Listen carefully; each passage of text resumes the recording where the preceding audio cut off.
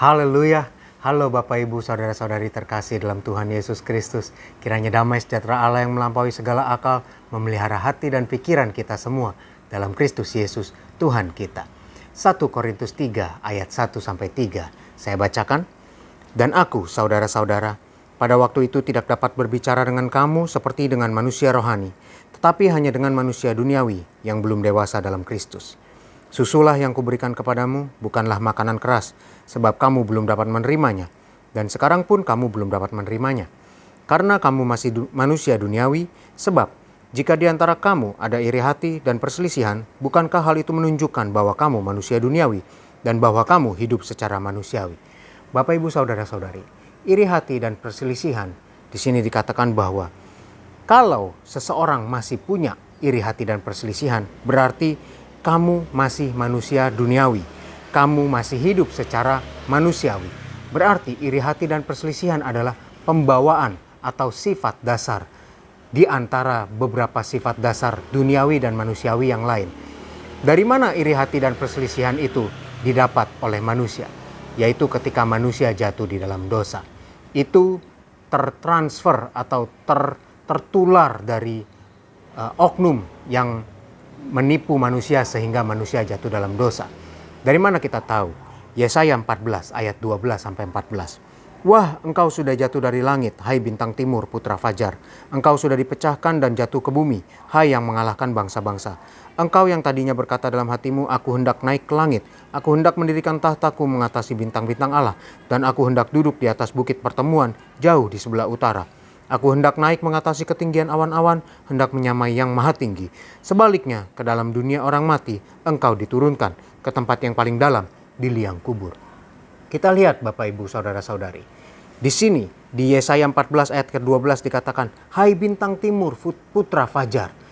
Oknum ini, bintang timur ini, putra fajar ini, dia ingin mendirikan tahtanya mengatasi bintang-bintang Allah. Dia ingin menyamai yang maha tinggi. Dia ingin menyamai Allah. Itulah iri hati dari si bintang timur putra fajar. Siapa bintang timur putra fajar ini? Ini bukan Yesus. Dia mau menjadi seperti Yesus.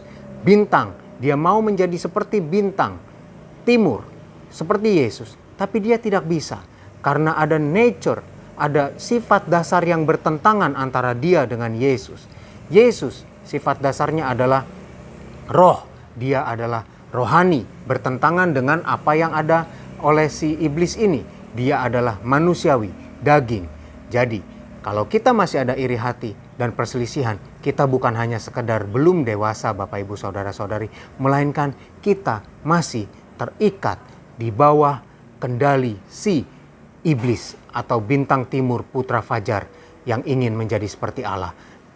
Mari Bapak Ibu Saudara-saudari, kita ketahui tipu daya muslihat si iblis ini, kita matikan itu, kita bukan hanya mengarah kepada kedewasaan, tetapi kita mengarah kepada roh, yaitu roh yang hidup, yaitu roh Allah sendiri, Roh Kudus yang memenuhi kita.